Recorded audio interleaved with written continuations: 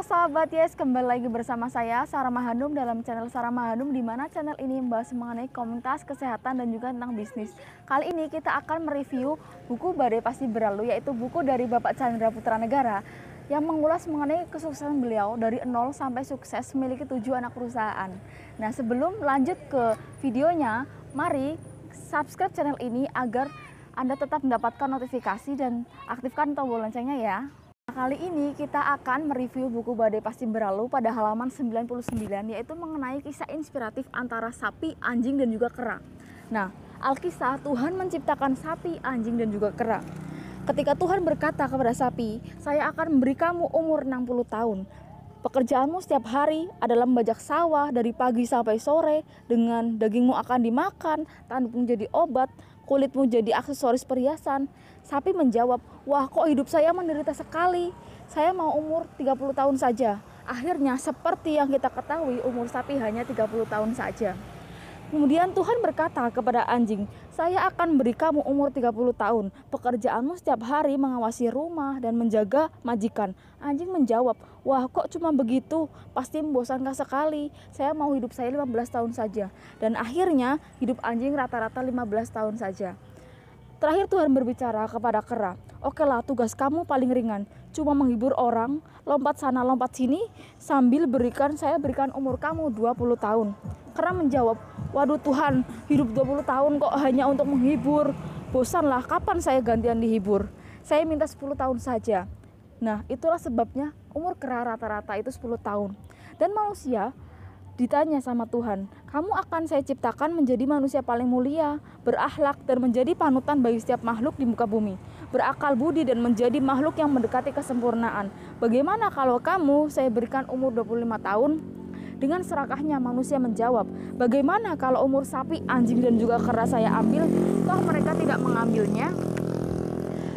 Tuhan menjawab, "Baik, tak masalah, maka terjadilah seperti yang kau inginkan." Itulah sebabnya usia manusia rata-rata yaitu 25 tahun ditambah 30 tahun ditambah 15 tahun dan juga tambah 10 tahun, jadi totalnya 80 tahun.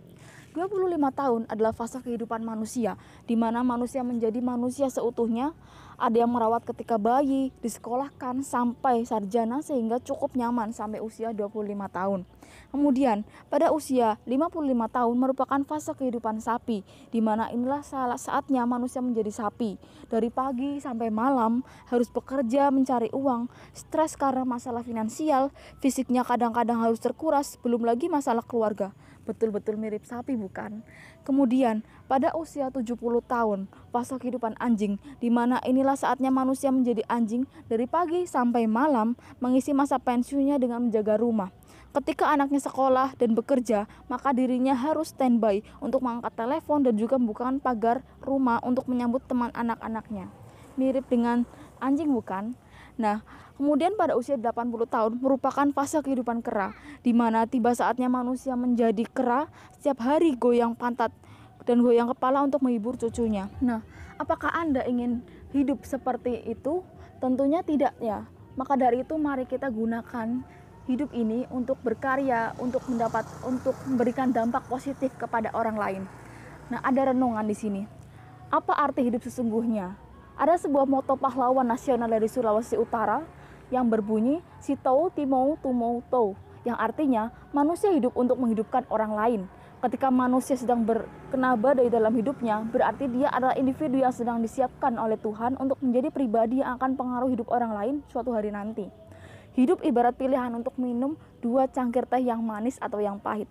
Bila Anda meminum yang manis dulu, maka ketika Anda minum yang pahit, teh tersebut akan terasa jauh lebih pahit. Sebaliknya, bila Anda mengkonsumsi yang pahit terlebih dahulu, maka ketika Anda minum teh yang manis, rasanya akan jauh lebih manis dibandingkan rasa aslinya. Kepahitan hidup telah memotivasi untuk berbagi. Maka dari itu, kita harus hidup untuk selalu berkarya, memberikan dampak positif kepada orang lain. Demikian review buku Badai Pasti Berlalu, semoga bermanfaat. Salam hebat luar biasa.